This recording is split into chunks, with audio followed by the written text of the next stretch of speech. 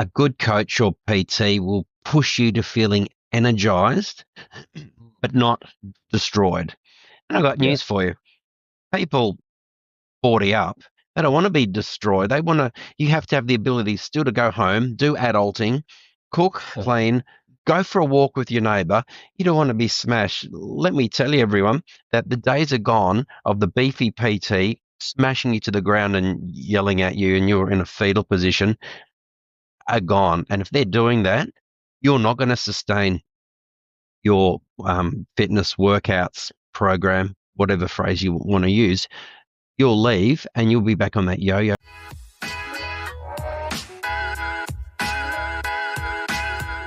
Alrighty. Hi, everyone. Welcome back to the BRIXX Fitness Podcast, the show where we dive into real strategies to help you live stronger, healthier, and more motivated lives. I am your host, Matthew Williamson, exercise scientist. And today we're talking about something a lot of people struggle with, staying motivated when you are training alone.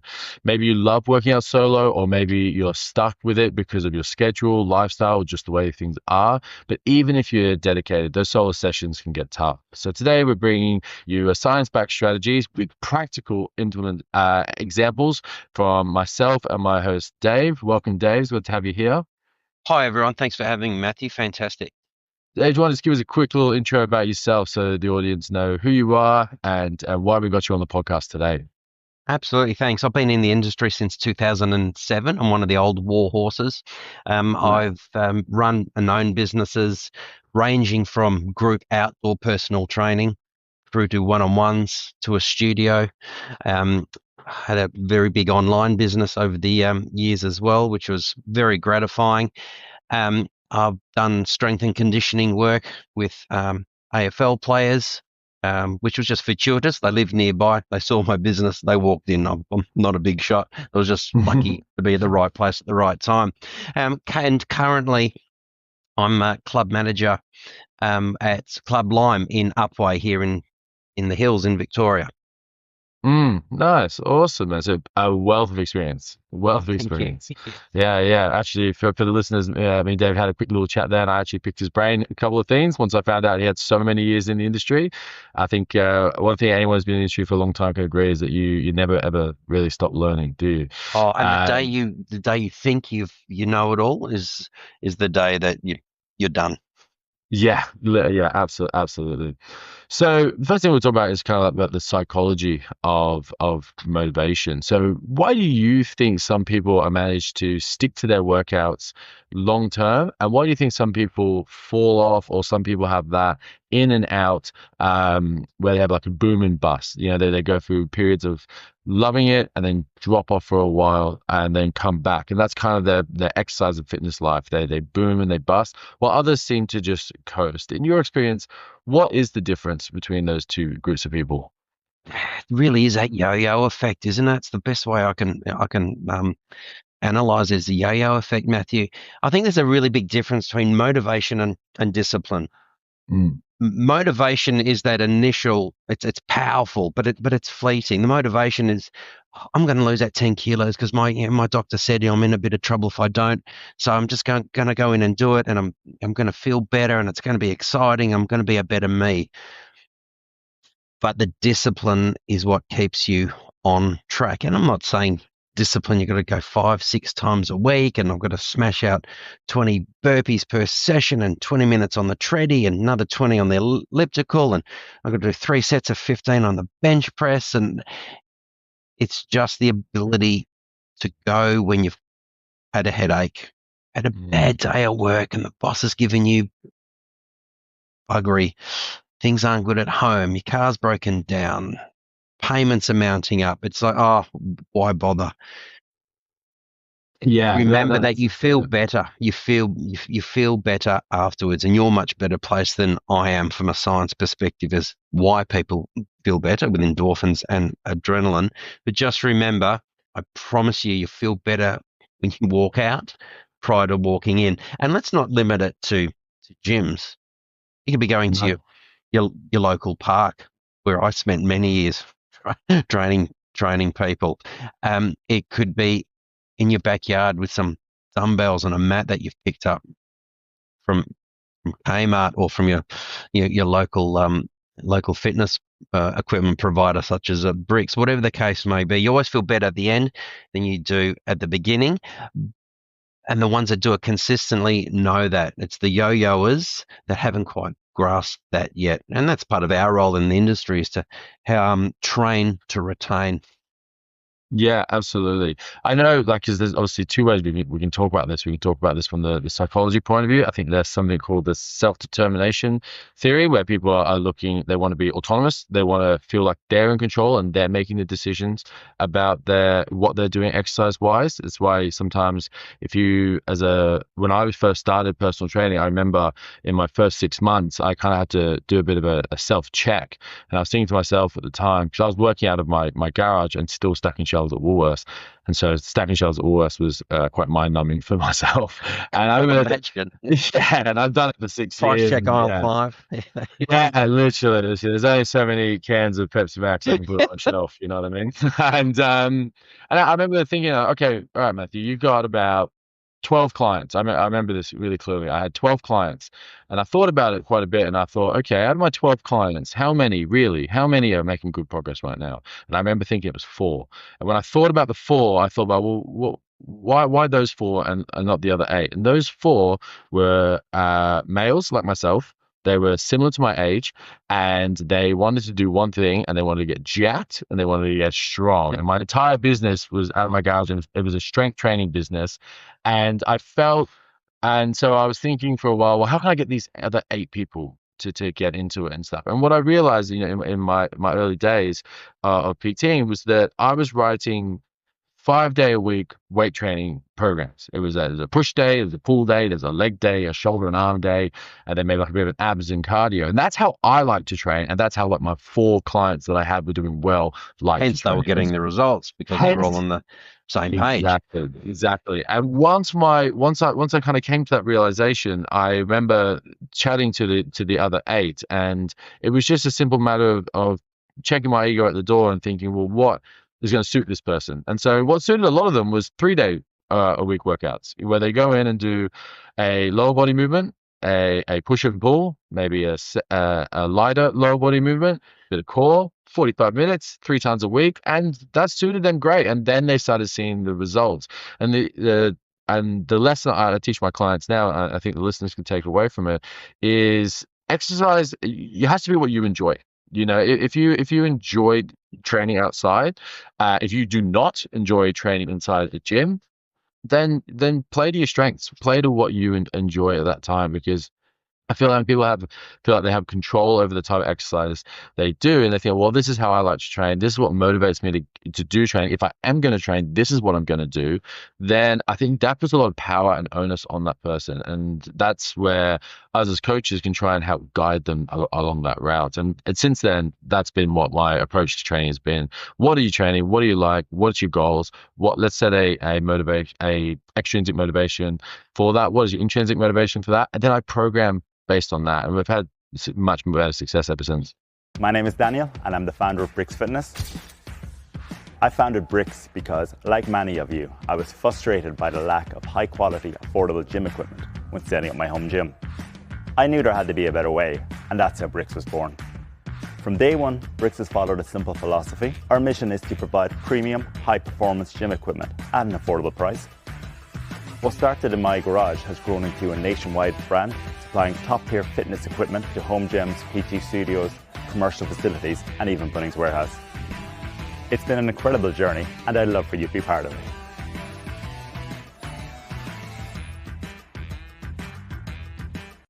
I think also on that, with a PT, with a trainer / coach, a good coach or PT will push you to feeling energized, but not destroyed. And I've got news for you.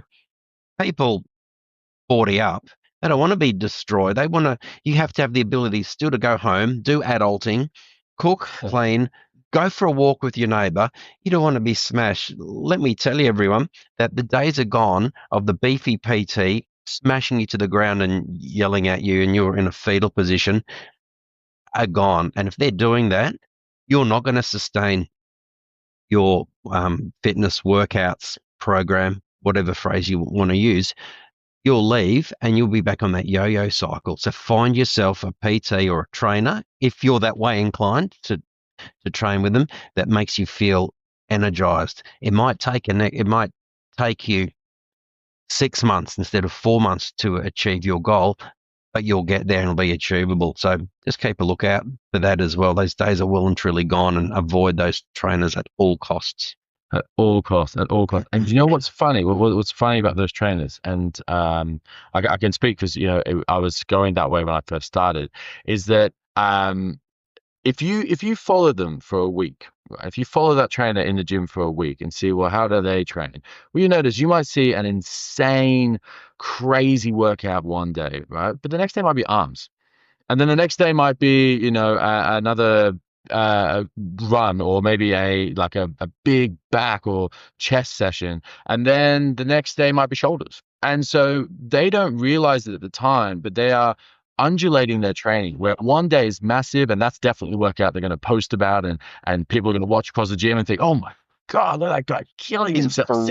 He's a freak 6 days a week. How does he do it? But then on Friday, he goes in and does biceps and triceps, two of the smallest muscles in the body. And so they're balancing their training that way without even realizing. And when people aren't programming, they will start to auto-regulate their training. They will maybe not push as many reps out as they have in previous weeks and not even realize it because they're not tracking, and their body auto-regulates in that way. So you can't just redline yourself all the time. And I think that's when I hang out with friends in the industry and chat to other coaches and stuff, and people think, well, how do you guys exercise week in, week out I've been doing it now about 16 years. I think I started doing cross country when I was 14. And it's because, I just do some workouts that are really hard and some workouts are kind of easy. But I always get a workout in that's measured to how I'm feeling on that day. And that keeps my consistency up. When someone wants to then go and do a full 180 on their life and start exercising and make this big dramatic change, they go for that intensity over that consistency.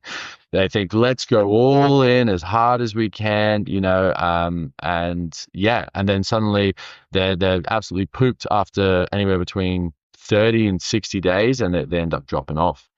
Absolutely. It's like it was a really good point, Matthew, when you said, tailor it to how you're feeling. When we first started talking, I said, if you've got a headache, people just won't go.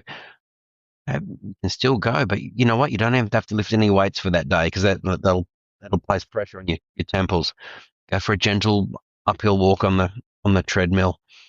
Do some pin-weighted exercises for your legs. Go home. Yeah, you've done something. Absolutely, and I think that brings me into. Yeah, and that brings me into the next point as well, is when we look at people who, we all have that friend in our, or family member in our social group that is just, you consider them a fitness freak or a health freak. They're just, or as long as you've known them, they've just been in decent shape and being healthy. And you think, how do they do it? How do they do it? And that's really how they do it. They have built this habit into their life of exercising regularly. And I know from experience, and I know from chatting to other people who are like myself and yourself, who train regularly, some workout, you see, how was your workout today? It was terrible. I literally went to the gym, did like a few leg extensions, I did some lying ham curls, but I was supposed to do squats and Romanian deadlifts, but I just didn't feel it today. And so I just did that, or I just took my dog for a walk, and they don't care, because it's like, well, next week will be that. Tomorrow's coming around. But when someone's trying to get into training, I think they think, well, I've got to be going as hard as these people are projecting themselves to be, but really they're projecting their best days. They're projecting their best workouts. They're the ones they're showing off online. And those big workouts are the ones that are getting them results. But what's ticking them along and keeping it a part of their life is the little workouts when they don't feel like it. That's you never see on Insta or TikTok, do you? Someone with this and maybe doing 6 kilo dumbbells, and I might have a thumping headache, might have had a massive fight at home, might have had some political turmoil at work. They'll never publish that. No. They'll do it and go home, and then 2 days later, I'll be on top of the world, had a big win at work. Your child might have got student of the week, and I'm up and about, and there's the workout of your life just around the corner. It's just consistency. I was speaking to one of my clients yesterday, Josh, knowing I was coming on the podcast, and he goes, at the end of the day, David, and he's new, maybe 6 weeks, and he's like already lost 3-4 kilos. Doesn't use a PT. I noticed he uses a couple of apps. He uses some of our QR codes we've positioned around the gym. Because at the end of the day, it's me. I'm the one that has to look in the mirror. I'm the one that has to see what happens if I don't train, if I give myself an excuse. It's not good enough for me just to pay my $18.90 a week. I need to do something, and when I don't feel like it, I still have to look in the mirror. And to him, it was all about how he fits into his clothes and what have you. It was affecting him. And from this shy, quiet guy in his, I don't know, late 20s to now, when he's telling me, oh, this is why I'm doing this, and this, it's such a turnaround. Because, yeah, sometimes my mates don't want to come, but I'm the one that has to look in the mirror. But what a great attitude, and this that's most unpretentious human you've ever met in your life. It's great. Yeah, that's great. And so, yeah, and a client like that, they've just got it dialed in. They know that they think, okay, I am going to make this a part of my lifestyle. And so they will let themselves do little workouts, let themselves do big workouts, but they're just focusing on keeping up that habit. And speaking of habits, one of the statistics I got from, and I got it out just for the podcast, is Atomic Habits. It's Atomic Habits by James Clear, and it's a very, very famous self-help book, and it talks in there about trying to make habits as easy as possible. So if you want to achieve something such as regularly exercising, how can you make it as easy as possible? And if you're putting all this pressure on yourself that this has to be a huge workout, I have to run 5Ks, like 5 times a week, it's just setting yourself up for failure. Instead, find little ways to say, okay, how am I going to get workouts in 6 days a week, and will I allow myself to do a small workout on some days, big workouts on other days? And then the next one is also setting goals, setting specific, measurable, achievable, relevant, and time-bound goals, aka SMART goals. And when you're doing that, start small and scale up, because you get that feeling of achievement and you think, okay, well, I achieved that. I might make my SMART goal something more difficult next time, opposed to trying it the opposite way around and focusing on your outcome and not your process. If you're someone who wants to lose 20% of their body weight, don't say you can do it in 3 months. Instead, a SMART goal could be something where I'm going to try and exercise 4 times a week for the rest of this month. That's your SMART goal. And 20 minutes of walking would be my minimum threshold for a workout.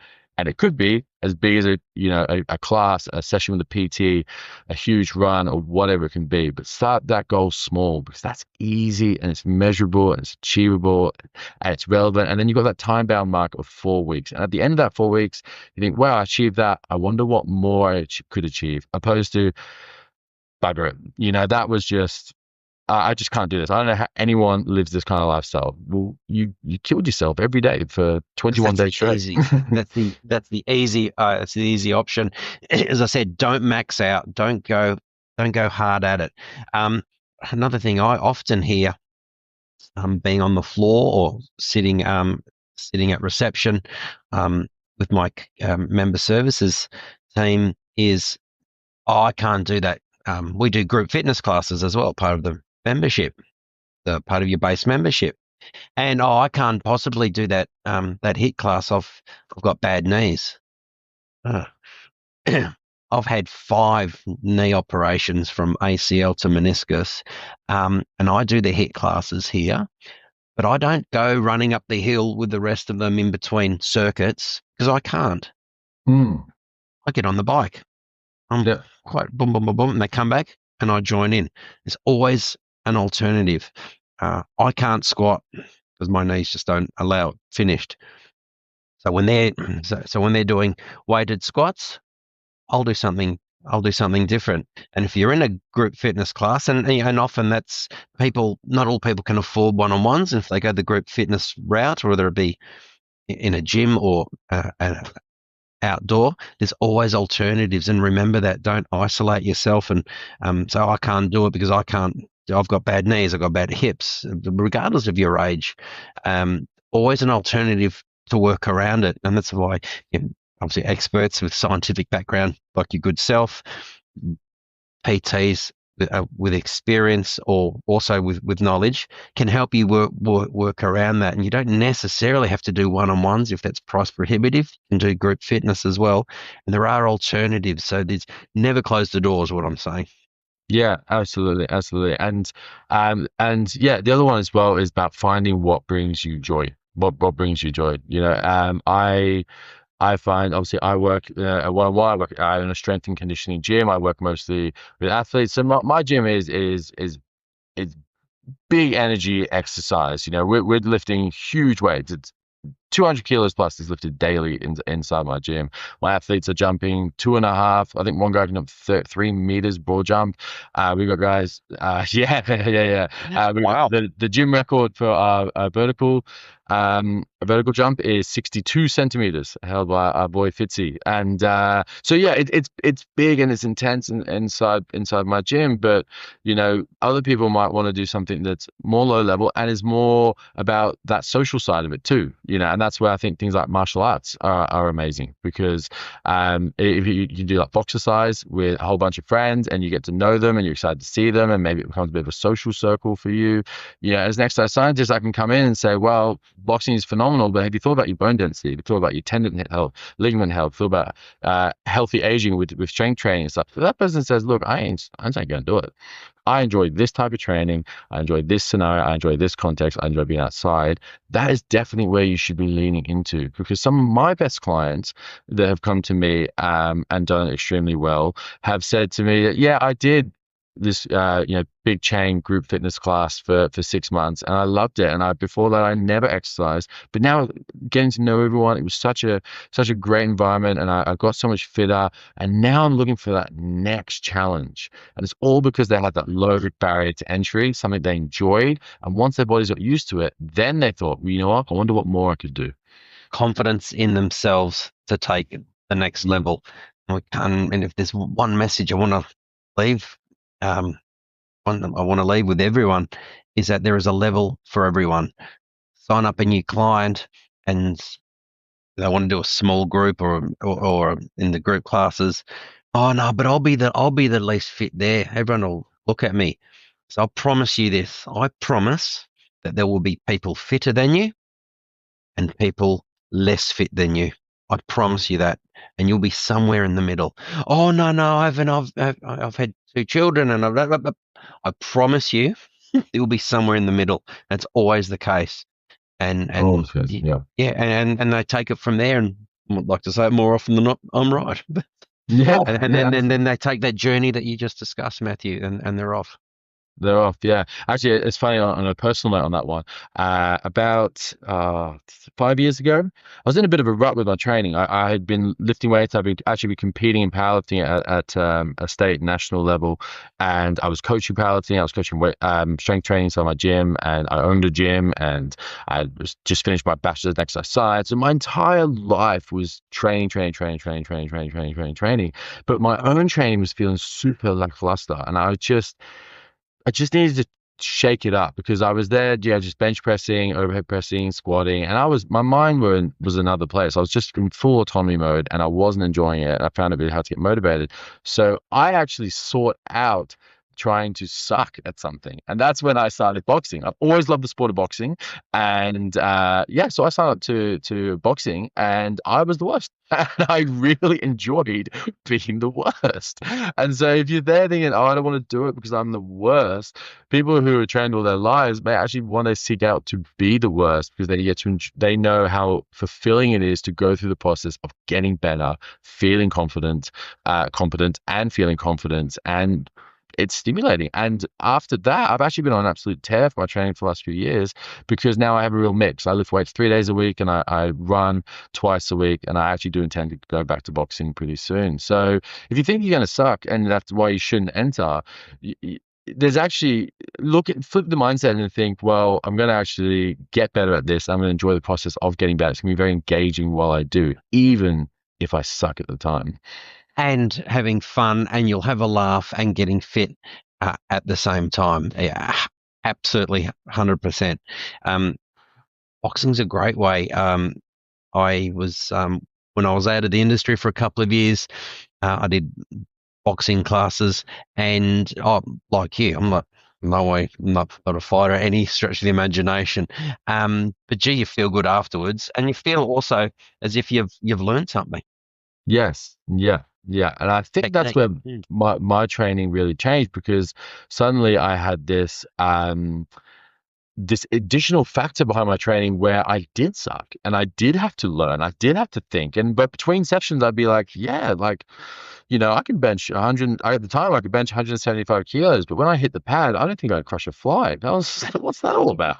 And I was stiff. I was basically a door. I just couldn't rotate my hips. I couldn't rotate your fist on contact. I'm going, what do you mean? I remember like, rotate your hips, and I was like, oh no, I've only ever moved up and down, squatting and deadlifting. I've never come the dance class here, pal. But then once then I started dedicating myself to stretching and doing rotatory core exercises, and it helped. It got better. It was fulfilling, and I enjoyed it getting better. I remember the first time I sparred. I think I'd been doing one-on-ones for twice a week for about 6 months. First time I sparred, and I do 45-minute one-on-ones twice a week, and I was getting through the sessions pretty well, fitness-wise. Got in there, first 3 minutes, I was gassed, and I got I got jabbed and crossed a whole bunch of times by someone who's more experienced. I was like, right, I'm nowhere near where I thought I was. But that kept me engaged, that kept me going. So starting from the ground. What are some of the biggest objections you've heard, though, from people not wanting to do something like that in the gym? Because I've had plenty. Let's talk about, it could be boxing or a HIIT class. It could be Zumba. I don't care. I don't think I can do that. Why do you think they say that? And what's the best way we can help people moving forward to get them involved? I think one of the ones is that people have this, are not aware of magnitude, kind of coming back to what we first spoke about at the start of the podcast. Like, someone may say, look at my training, I do an interval run once a week, I do a long run once a week, I do 3 full body weight sessions, or a lower and 2 upper, however I'm choosing to split it at the time. And they think, I just can't do that, man. Like, there's just no way I can do that. But come back to the magnitude of it. Think, well, you could walk 30 minutes a day, and you have to get into the mindset that is actually a huge win. Don't compare yourself to others. Comparison is the thief of joy. Compare yourself to who you were yesterday, and start there. Yeah, start there. Think, okay, well, I spent X amount of time, extended period of time, not exercising. It was a goal of mine to get into, and I had in my mind, from what I've seen on social media, what I've seen when I have gone to the gym, when I chat to my friends who are really fit and exercising, and they're just saying, I'll do this is what I do, and think, I can't do that. The reality is, you just got to find what is more engaging for you, and also scale your magnitude. If you're doing better than you were a month ago, you are on the right track. Look at this about consistency, not intensity. Yeah, I agree. G'day, my name is Phil, and I wanted to share my experience with BRIXX Fitness after recently purchasing the 10 to 30 kilogram Hex dumbbell and rack set. These Hex dumbbells are on a completely different level. They're excellent quality, comparable to what you would find in a high-end gym. The rubber hex ends are solid, and the grip feels great, whether you have big or small hands. The rack is just as impressive, very sturdy and more than capable of handling all the weights. It keeps everything organised and makes it so easy to grab what you need during a workout. My wife and I do a lot of circuit style training, and having the dumbbells ready to go has been a game changer. No more wasting time adjusting weights between sets. We can just focus on our workout. I also want to give a shout out to the team at BRIXX. Ordering was super easy, and even though I placed my order over the Christmas period, everything arrived quickly. Their communication throughout the process was excellent, keeping me informed at every step of the way. If you're looking to upgrade your home gym, I can't recommend BRIXX Fitness enough. Their Hex dumbbells are a fantastic addition to any setup, and the service they provide makes the whole process seamless and stress-free. And at a really great price. I always ask, or if they are, you come up with, oh, I can't do that, I can't do this, I can't do that class, I can't come in 3 times a week. Why did you join up? Why did you knock on the door and want to come in the first place? Why did you go online and have a look at our prices? Why are you here? Yeah. Let's always go back to that. Is it an event? Is it your sister's wedding in 5 months? Is it because your doctor said you need to do something to get your cholesterol and triglyceride levels down? Why? Always go back to why. Are you not doing it? It's not going to help that. It's invariably, we join a gym or ring a trainer or decide to do something 4 days a week in our local park. It's an emotional tug. It's always an emotional purchase or an emotional decision. And you always got to revert back to why. If I'm not going to do that class, or I'm not going to go to Matthew's gym on Tuesday, I'm not going to go to David's gym on Friday.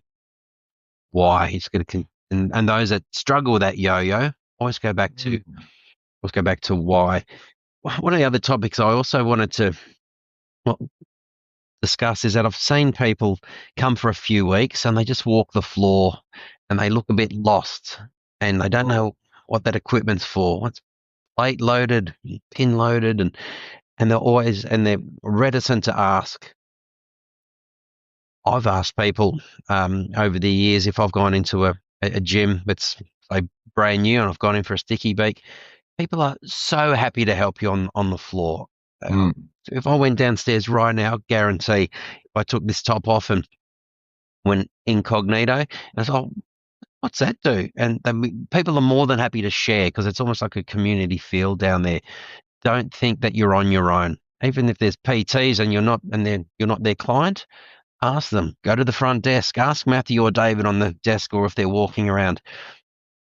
People, very rare you get people on the gym floor that aren't interactive or not people's people. Don't be afraid to ask. I've seen so many people almost put their head between their legs and scamper out. It's a place of well-being.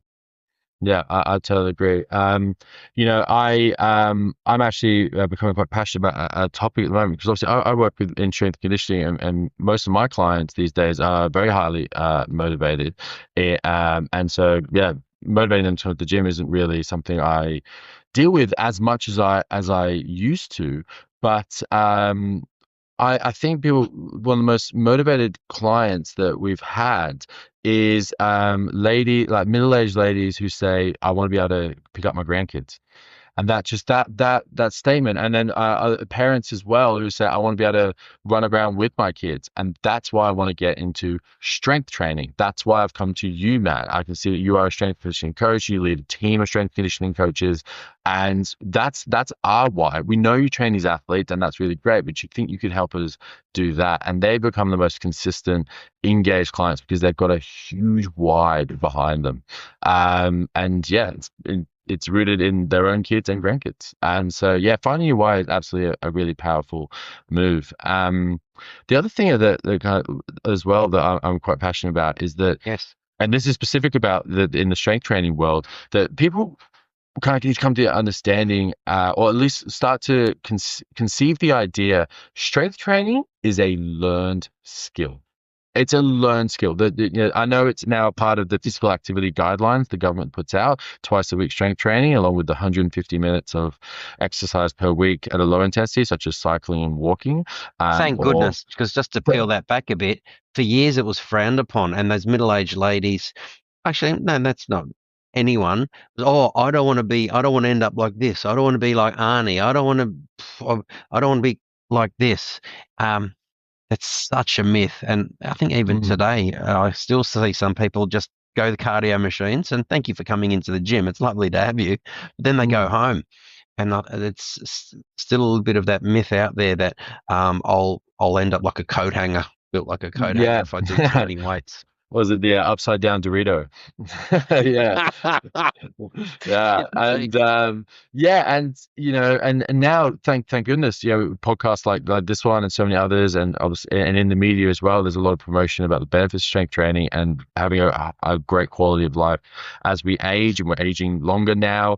I think people, if they start to understand that actually strength training is a learned skill, and that they are going to find so much more enjoyment from strength training, because they're going to feel confident, they're going to feel in control, they're going to feel like they know what they're doing, because they've taken the time to have someone show them. And that could be as low entry as like an app. I know we spoke briefly before that you had an online thing in the past, and that's something that is accessible for everyone on their phone. And there's so many out there, and you can find the person that you relate to the most, correct, and go down that route.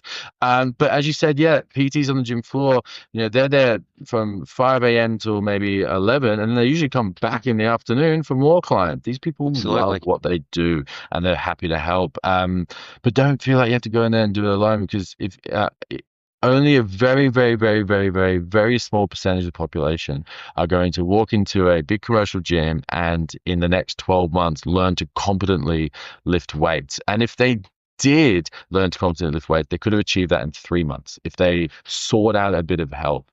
And that's kind of an area I'm pretty passionate about at the moment. That if you strength training is super important for our health. It makes people feel amazing, and it helps them with their quality of life. It's very empowering to get stronger and see what you couldn't do, and now it's quantitatively measurable. It's like, I was pushing 5s, now I'm out here pushing 10 6 months later. Can't believe this is me. And you will get to those kind of reward, that reward sooner, if you realize that strength training is a learned skill, and find a way to invest to learn, whether it be just talk to a PT on the floor, reach out to one-on-one training, group training, or an app. Or fellow gym members who as well. Don't be afraid to ask. At most gyms are manned. We're 9 till 8 most days of the week. Go up to the front desk and ask if they're busy. They're more than happy to help you shortly. It's I can't specify that enough. The amount of people I've seen just leave gyms over the years because I felt lonely and isolated on the floor, because they wouldn't ask, or if they were approached, they'd say, "Oh no, I'm fine, thanks. No, I'm good." Really, they weren't, but they were maybe just embarrassed to get that feedback, or to get that help. Don't be. I'm happy to say, 18 years in the industry, there are machines I don't know how to use. Sorry, I don't know, but I'm always happy to find out and to learn. And if you don't know something, ask, and you'll go such a long way. Absolutely. I think that the final little touch point that I was going to put down for the podcast was thinking, trying to look at the sessions that you're doing, instead of like, I need to do this because I am insert negative comment here, or I need to get better here, or I'm negative comment there. I think people who train and exercise regularly, they go for the feeling both during and after. You said about people leaving isolated on the gym floor, but for me, someone who's very competent in weight training, and in fact, it's a fun fact about me, I have owned a gym for 7 years now. I have a membership to a commercial gym around the corner from my house, and I sometimes see people there and they're just like, "What are you doing here?" And I'm like, "I'm working out before work." That's my time. I want to be isolated. That's your on the gym correct floor. And that is my time, and because I am very confident, I walk in with confidence that I probably take for granted these days, that I can just go in there, I can do my thing, I can get that feeling of satisfaction that I was chasing, and then I can go to work, which just happens to be a gym. And so, Let me ask you, how do you feel when you don't work out for a couple of days? Because I'll give you my answer, but I want to hear how do you feel? How does it make you feel? It kind of, I think it comes back to why I haven't worked out for a couple of days. But if I don't work out for a week, that's where I get antsy. If you don't walk your dog, And he's just like, like if you have like a high energy dog, I bought a collie, a lab, a cattle dog, a kelpie, and you don't walk him for a week and he's just trotting up and down the house. It's just, I feel like something is missing, and I'm just finding things to do and I feel off. I don't feel myself. But a workout usually sorts that out. Yeah, I agree. Well, obviously, similar to me, and obviously I'm older than you. For me, I'm not as sharp mentally. Just decisions I have to make at work or when I'm put under the hammer, and reports due, and so I'm just not as sharp. I don't work out, and my sessions only go between 30 and 50 minutes tops. 50 tops. Yeah. And if I don't, and it's not, and 20 of that might be on elliptical and treadmill. I'm just not as sharp, and I just don't function as well at work, and I don't sleep as well. I find, and then and hence grumpy the next day. It's this, and really, and the outlay. And the other objection I often get is, is cost. Well, I don't know. I don't know about other gyms at the moment, but we're $18.90 a week. What's that? 3 cappuccinos? Maybe. Yeah. And even like personal training, I'm up here on the Central Coast. I think, to be honest, because I work in my own gym, I really keep up too much. But I believe anywhere between $70 and $90 for a PT session is pretty standard around here. I think and entering the industry might start charging around 60. Yeah. Likewise down here in Melbourne. And I like to try and sometimes put that into a measure for people. So, 3 cocktails, if I'm talking to a lady, that's 3 cocktails. And they think, oh, shit, I had 6 on the weekend. It's like, well, there you go. For guys, it's 4 pints, 5 pints, guys. Oh, no. These days, absolutely. Unfortunately, actually, $15 a stubby. Yeah. And so when you measure it like that and you think, this is quite a bit of money per hour, and that they're right. But if you look at the value and, well, you know what, I might get to that stage where I feel confident to do this myself, and that would be a big outcome for me. And if I could do this myself, then I could really maybe chase down that why that we spoke about. And if I could do it myself, this could be something for me. I could go into this place, to a gym, to a park, to whatever your exercise choice is, and that's something that's just for you. Like when I boxed, I obviously didn't box out in my gym. I went to a proper boxing gym and led there. And like when I signed up to the commercial gym around the corner from my house, it became something just for me. And there's a lot of benefits there, mentally and physically. Oh, great! Because I'm confident. Sorry. Yeah, sorry. It was because I'm confident in it, and so I think if people see that as that investment that way, they can say, okay, the money might be worth the investment, whether it be $18.99 a week, a few cups of coffee, and then if someone says, I really want to get into this and make this something, then maybe put aside, even just 4 weeks of PT, so you feel confident on the gym floor, so you feel in control, so you feel like it is something you can do, and that's just going to make that process of getting up and going so much easier. PT will give you a program as well, Matthew. They will give you literature and information and workouts as well. The days are gone where you just go to the PT, you work out for 45 or 60 minutes. Thanks very much. Have a great night. Enjoy your dinner. These days, good PTs give you value added. They will give you programs and technique tips and health plans and the like. And you don't give those back when you finish with the PT. They're yours. They become your international. They become your IP, intellectual property. And so the days are gone. We do the workout and see you later. Good PTs will give you resources to keep forever. So always remember that.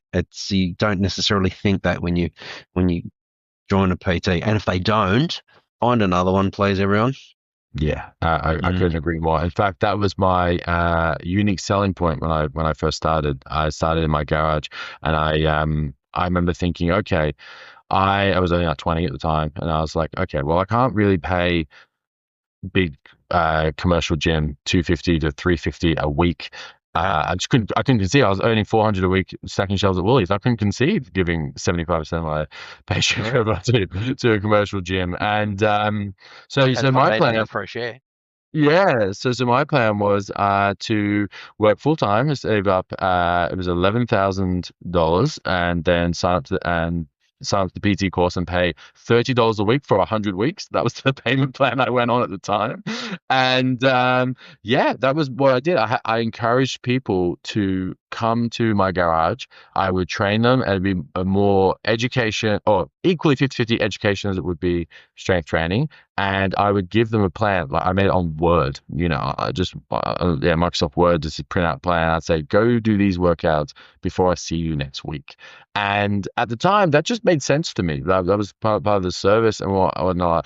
And then, I learned that, that wasn't common practice at the time. But as the industry's moved over the last 10 years, that is common practice. And that is something people should expect. Growing up. Yeah. And a lot of PTs. I actually did a PT workshop yesterday with Will's World. If you see him on Instagram, and the apps now. So a lot of good PTs have access to apps, and then once you join the PT, boom, you get access, and then they'll select workouts for you to do based on your wants, your needs, and what they perceive as your requirements are to hit your end goal. And it's just so easy. It's just all on this now as well. They don't need pieces of paper. It's brilliant. Yeah. No excuses is what we're saying. No excuses. No excuses. Yeah. So wrapping up our points. 1, Yes. find something you enjoy. If you find something you enjoy, you're likely to stick to it. 2, whether it be outdoor, indoor, in your shed, it doesn't matter. If you like it, roll with it. Roll with it. My mum, me and my mum used to get in funny debates because she's very, very healthy, but she never, ever lifted weights. She just walked her dog every day. She always, I'm walking, Matthew. I'm walking. I'm like, Mum, come on, like we gotta look at this strength training thing, I want you to age the best quality of life possible. And she's like, no, I'm walking my thing. But after about years of having this habit of walking, she then switched 2 of those walks a week to coming to the gym. Of course, she happened to have a son that was an exercise scientist that owned a gym, so she got a big advantage there. And now she loves strength training. She tells me all the time. She's like, I can't imagine. I'm sad, but I miss my sessions. So you find the place that suits you and let that be your starting point. It doesn't necessarily have to be end point. Focus on the find your happy place and grow with it. There we go. Exactly. You can put that on your wall at your gym. Because I'm about to do it now. and then your why. A why is massively powerful. Why are you doing this? Why is this important to you? That will really keep your motivation high. And then the next thing is the emotional attachment. And then the next thing as well is think about, okay, how great would it be to not suck at this, to be confident on the weight room and be able to do what that person over there is doing so regularly. My friend who I draw inspiration from is doing so regularly. I don't know how they got there. I'm sure some people talk to my mom and say, I don't know how you lift all these weights, Amanda, but she went through that process. She sucked at the start. It was 10 kilo kettlebell sumo deadlifts, and now it's 45 kilos on the hex bar as of last week, over 9 months. Well done, Mum. Yeah, well done, Mum. Give her a shout out. And, realizing that what the difference there is, she had a why. She invested in getting some education. Strength training is a learned skill. And she stuck to it. She only comes twice a week, not 4 times a week, 5 times a week, just twice a week. And now she goes to the gym independently and she trains and she says, Matthew, I can't believe I can come to the gym and feel confident doing this myself. So it's okay to suck. It's part of the process and everything, and get a bit of help, find the environment that suits you, find your why, and allow yourself to do a 20-minute walk on one day. If you're not feeling it, allow yourself to do a big workout when you are feeling it, and don't punish yourself if either of those options don't suit you at that time. It's like you don't have the same sandwich for lunch every day. So your mum's having, for example, some fruit salad and some rye bread, and she's mixing it up. She's mixing up the recipe. So she's not getting sick of either. So she's doing what she loves. She's doing what Matthew says she needs, and she's putting it all together. And that's the message for everyone. You don't have to stop doing what you love. And I'm sorry to say, you don't have to stop having a beer on a Friday night. If you're working out 3-4 times a week, that Friday night is guilt-free. you can pull the trigger and go for it. But if you're not doing all that and you pull the trigger on a Friday and Saturday night, well then that's why you're not losing the weight, because you're not all input and output. It's pretty simple in that. It's pretty simple. Yeah, motivation isn't magic. Motivation is a skill, and like any skill, the more you practice it, the stronger you get. So make practice easy. Enjoy it. Find your why. Get a little bit of help, and allow yourself to do something small on days you don't feel it. Allow yourself to do something big when you are feeling it. And over time, I believe from the Atomic Habits, and I believe it is proven in literature, that it's an average of 66 days for a habit to become a behavior, and that's where you just do it autonomously. Correct. And they're the hardest days. But just remember, it's worth it, because it's always an emotional decision, and then once you've achieved your goal, you end up wanting more. So there's a myriad of resources out there, whether it be at your gym, on your phone, on YouTube. There's no excuse not to find out how or why you can do this, everyone. Absolutely. Well, I think that's a great point to leave it there. Thank you for hanging out with me today. It's a pleasure, Matthew. You've had so much fun. Appreciate it. Yeah, this is great. Ever so much. Thank you. My pleasure. If this episode has helped you, share it with a friend who's flying solo in their fitness industry, in their fitness journey. And as always, just keep moving, just keep growing, and look out for the next BRIXX Fitness podcast and for another topic that will help you on your fitness journey. Thanks, guys. Keep healthy, everyone. Bye-bye. Bye.